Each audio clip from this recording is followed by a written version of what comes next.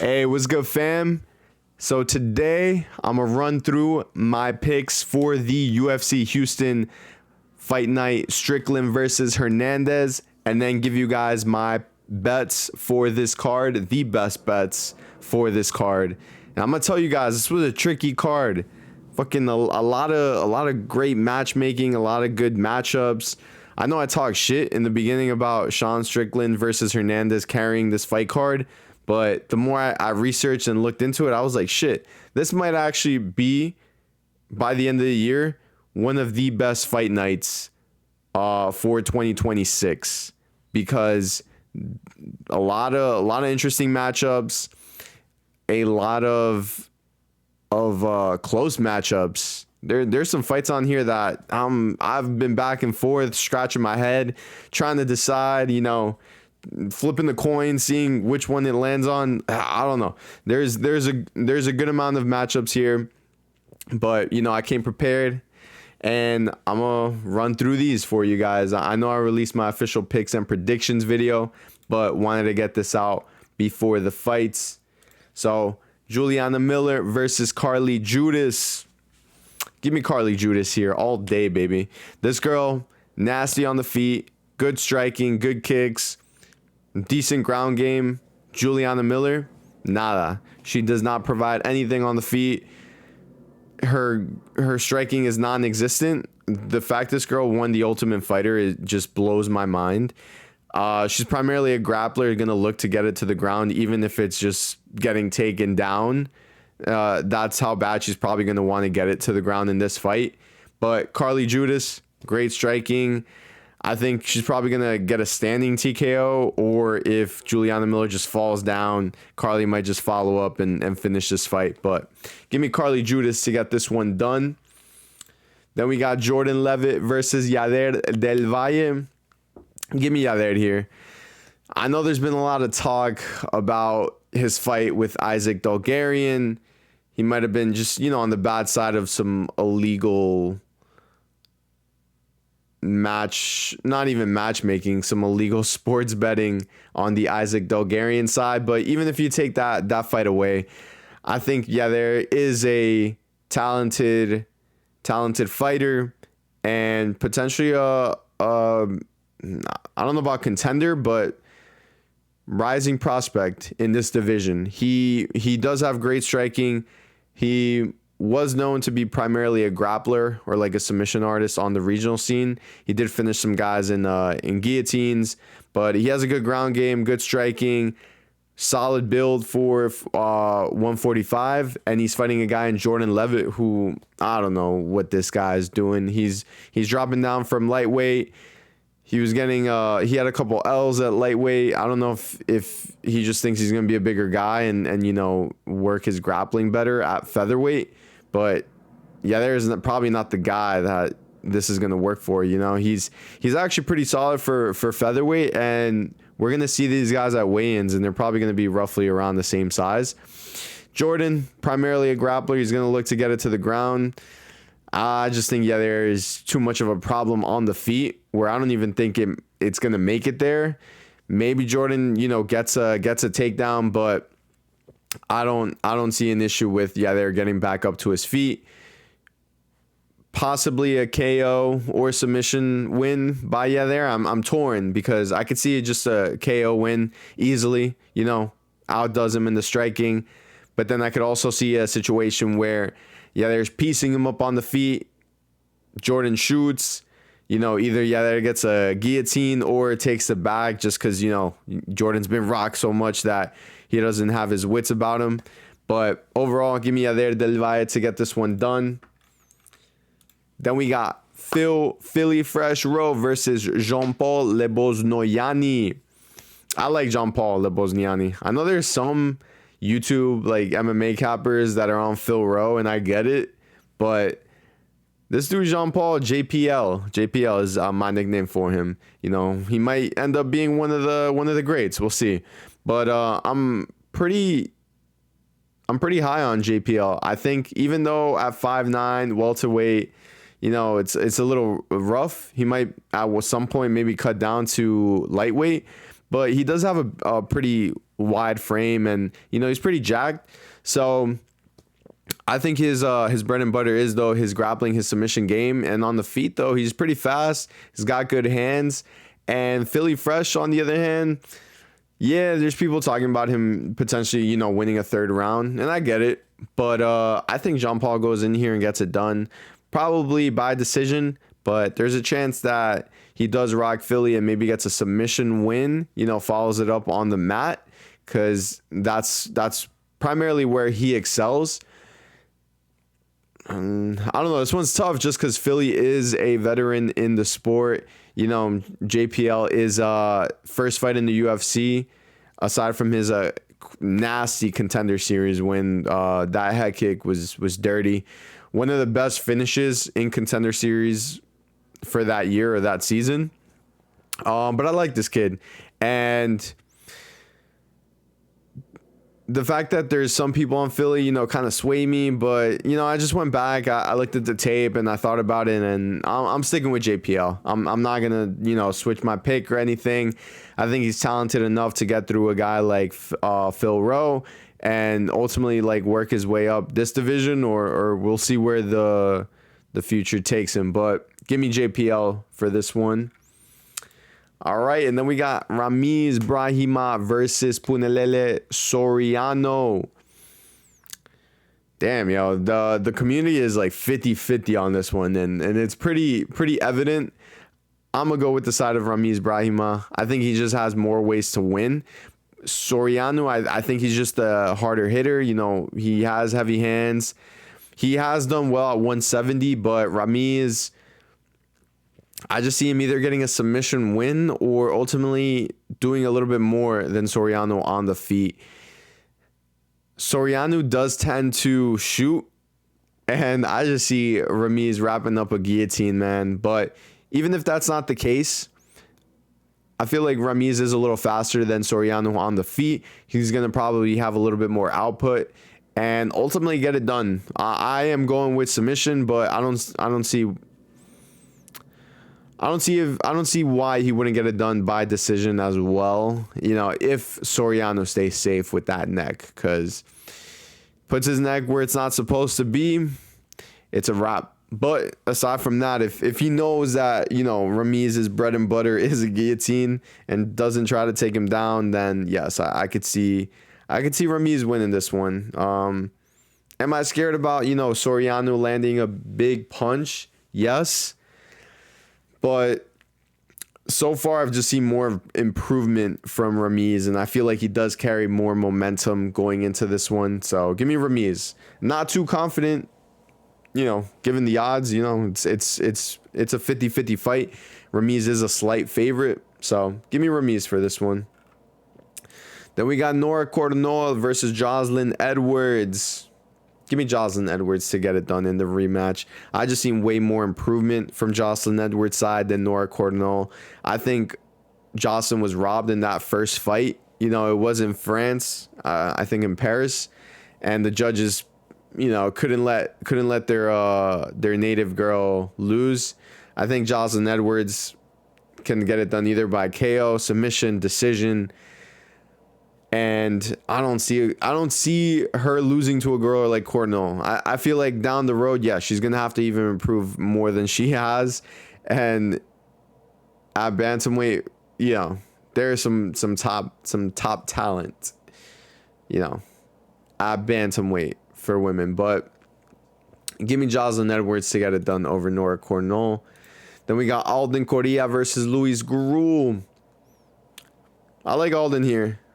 Luis Gurule, he is in a tough spot. I think he has his back against the wall in terms of, if he loses this, that's going to be 3 fights in the UFC, and he might be looking at getting cut. Alden Coria, on the other hand, he's training with the champ, Joshua Van. He's probably getting good looks, fighting out of a good gym. And I think he does well on the mat. He has a good submission game on the feet. I believe he is going to be faster than Luis Gurule. I think Gurule is probably going to be looking to shoot and try to, edge out a win any way he can. But I think either Alden catches him or, reverses position, threatens submissions, and ultimately gets this one done. So give me Alden Coria for the win against Luis Gurule. Osbourne versus Alibi Idiris. This is one that kind of switched. I was back and forth. Originally, I was on the Osbourne side, but I am going to go with Alibi Idiris in this one. I think Alibi is going to implement the grappling. Even though he's not the best grappler, this guy's not, no Dagestani, but I think against Osbourne, who has shown not to have the greatest takedown defense, he's going to go in there and take him down maybe for 2 rounds. I see Alibi winning this by decision. Ode might have him in danger at some point in the fight because Ode does have good hands and he's fast, but ultimately, even if he is in danger, he's probably going to use the grappling to get his wits. So give me Alibi Idiris to get this one done over Ode Osbourne. And then we got the featured prelim of the night. We got Chidi and Njokuani versus Carlos Leal. Another one. I'm telling you, all these fights, man, these are tough matchups. These are pretty even fights, and for some of these, the odds do reflect it.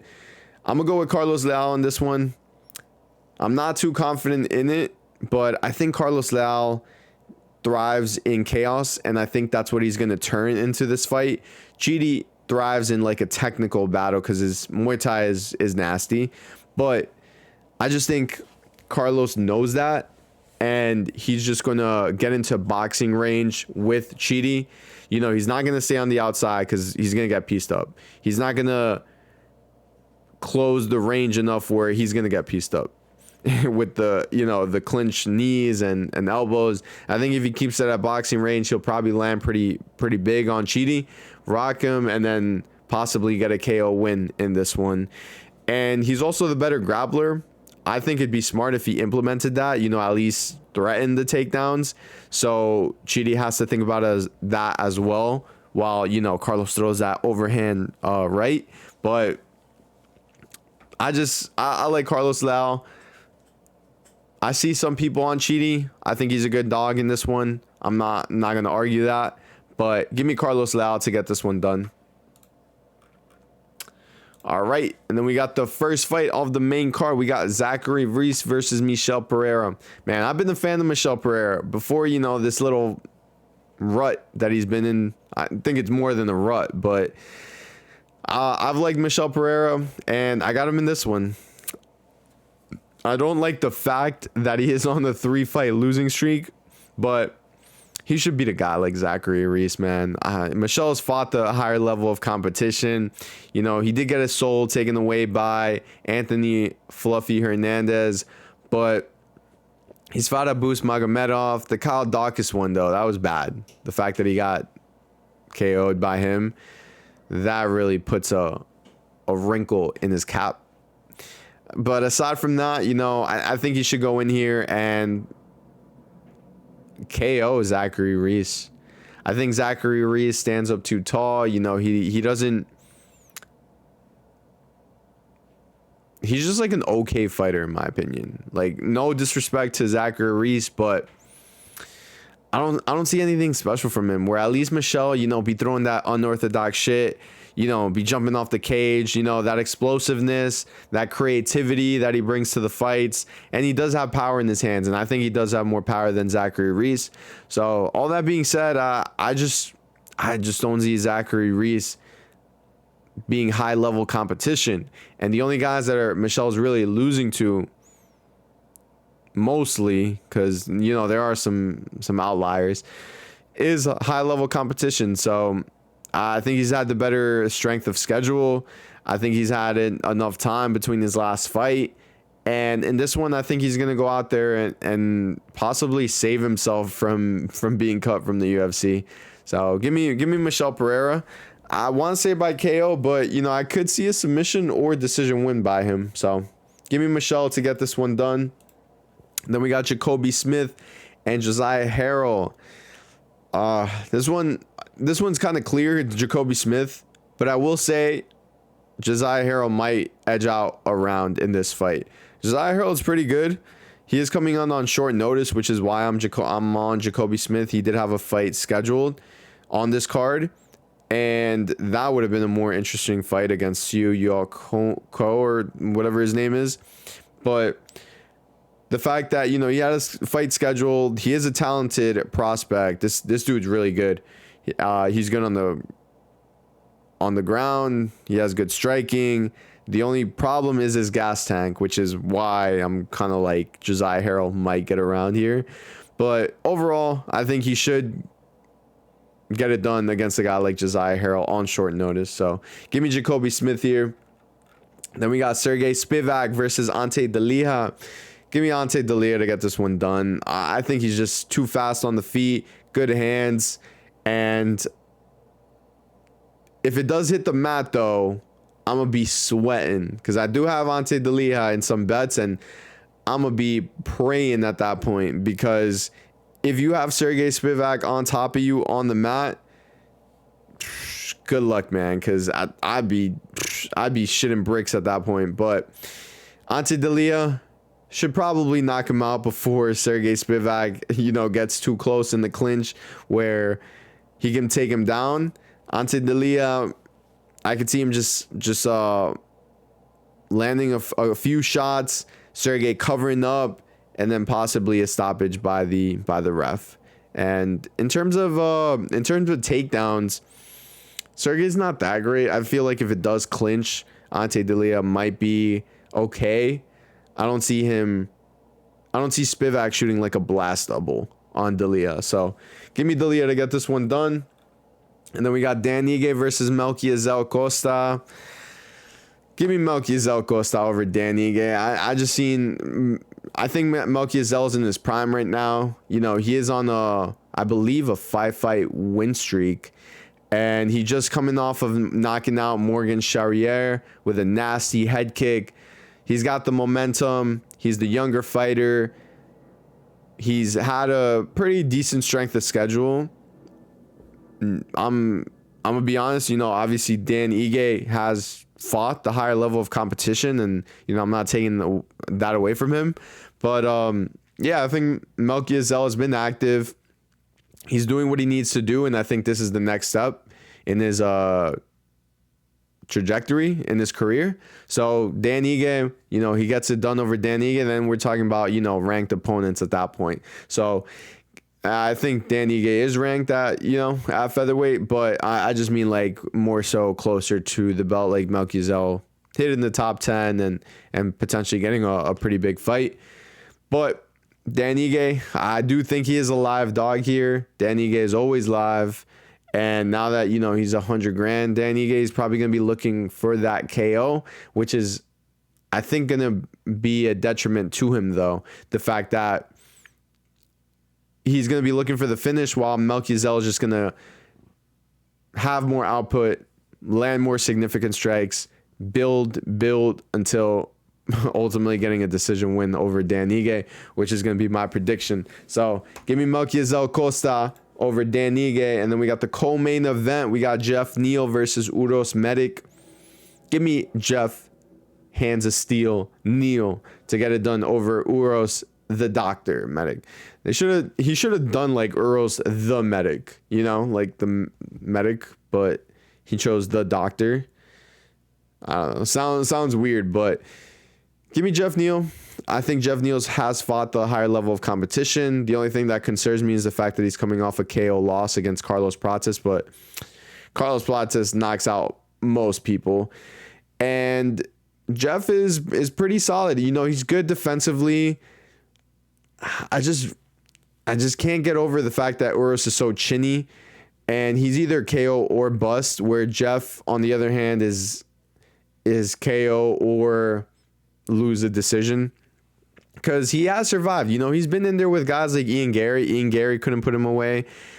And he does carry power in his hands. I think he's very this guy was on an alcohol abuser or alcoholic for who knows how long, and this dude's always been athletic. Has had a good build for welterweight, been able to get it done, and he only recently came out with the fact that he had a substance problem where he had to stop because of medical reasons. So I expect this guy to come in here in better shape for sure and have a better performance. So give me Jeff Neal by KO over Uros Medic. I'm going to say late, second or third round. I think a lot of people are banking on under 1.5, but I think this fight might stretch more than 1 round. And then we got the main event. We got Sean Strickland versus Anthony Hernandez. Give me Anthony Fluffy Hernandez. The closer we got to this fight, or the closer we are to this fight, I was liking Sean Strickland, but literally everyone's just like, the teeps and the jab, guys. The teeps and the jabs are going to get it done. No. I think Anthony Fluffy Hernandez eats some of those. I think they are going to wear on him, and that's why I think that he's probably going to win a decision.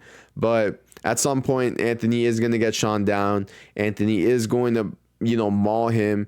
I do like the fact that Sean Strickland has a gas tank, so that's why I think this fight is going to go the distance. But Sean Strickland, we haven't really seen the best defense takedown wise. However, he hasn't really been taken down. He's primarily fought strikers. But I think Anthony Hernandez just brings that pace, because I do see Sean Strickland stuffing some takedowns. But you know what?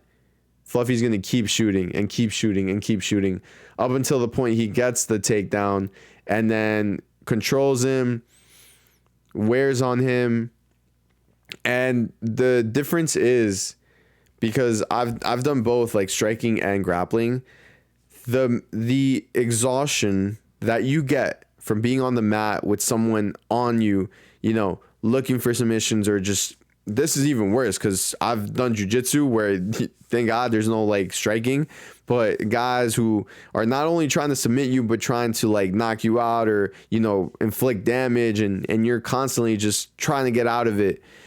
It's a different level of exhaustion than just, 5 rounds standing, striking. And I know that Sean does have that cardio, and even that is just, I think, just going to weigh on him mentally. I don't know about physically, but over the fight, we're probably going to see Sean just lose confidence and probably get in his head about, this guy's just not getting tired, and, he continues his game plan, and ultimately I think it is going to come down to maybe 1 or 2 rounds. It might be a close one, but I see Anthony Hernandez edging out a decision over Sean Strickland.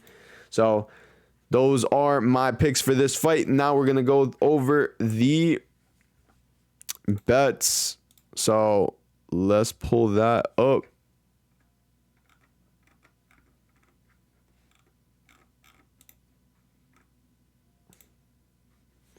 Some technical difficulties, but I think we're good.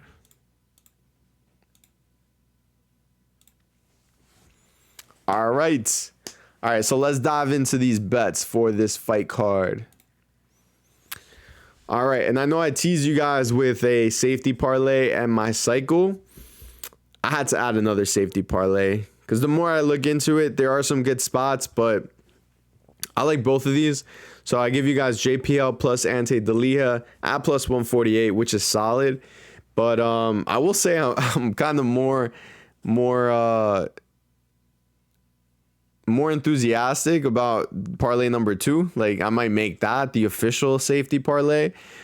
Yadier Del Valle plus Jacoby Smith plus Carli Judice at minus 117.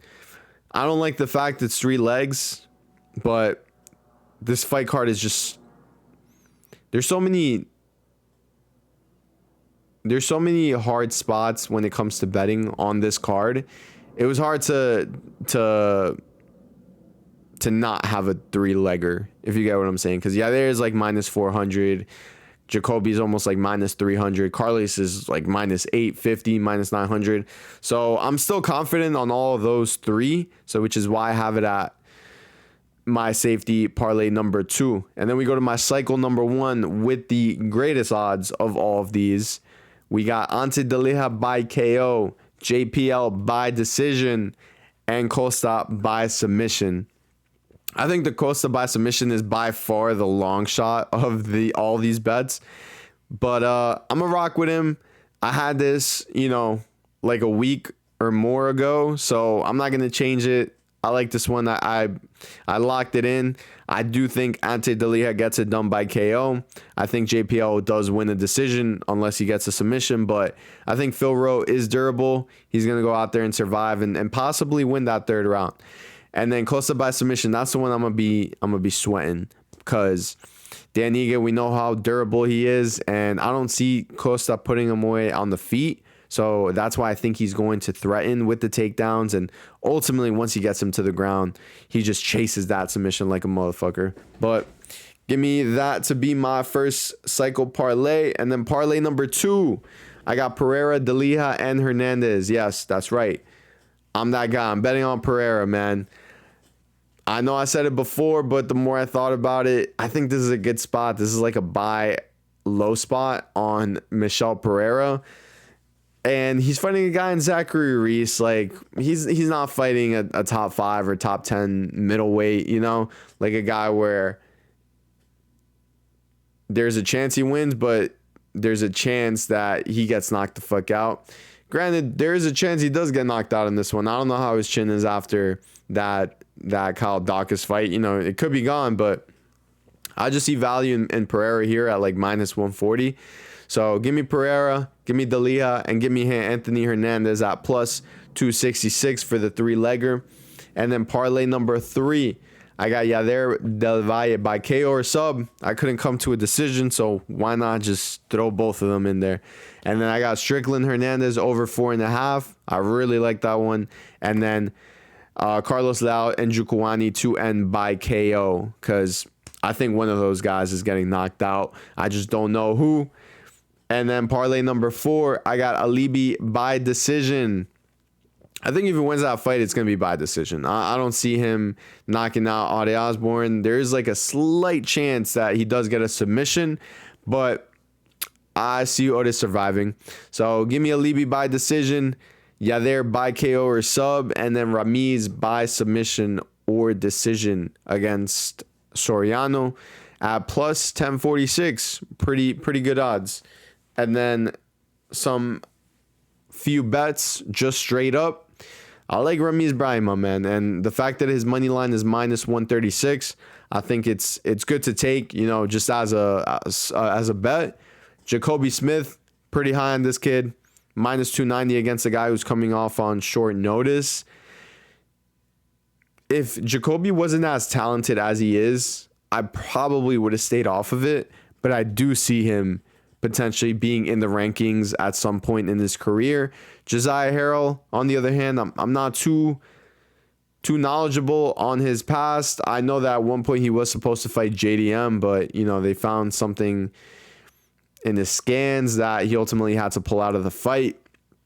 But give me Jacoby Smith. You know, he might end up losing the round, but I don't think he's going to get finished. I think he's going to go out there, win the first round for sure, probably win the second, and then probably get tired and lose that third round. It's going to be tight. It's going to be tight, especially for a minus 290, which is why I'm thinking about, like, you know, maybe removing this, but I'm kidding. Jacoby should be you might sweat that third round, but I do think he'll win that fight. And then Michel Pereira by KO, I put a little asterisk on that because that is more risky. At plus 165, you know, if I'm going to bet on Michel, might as well bet him twice, you know, fuck it. So Michel by KO plus 165, and then JPL by submission. That's a little flyer. I know I got him by decision, but there is a chance he gets it done by submission. That's, I believe, his bread and butter. So don't be surprised if he goes out there and submits Phil Rowe. So those are my bets for you guys. Those are my picks. I'm excited for this fight card. I think it might be one of the best of this year, and I'm excited to see who wins that main event, because whoever wins that main event is possibly the next title contender for the middleweight belt. Like always, please like and subscribe. I appreciate you guys for watching this, and I hope these fights deliver, and stay tuned for the next one. I think we have like 7 or 8 weeks of like just straight UFC, which for the MMA community is amazing, you know. But so yeah, expect some new content, expect some picks and predictions and bets coming your way. So appreciate you guys, And yeah, see you guys in the next one.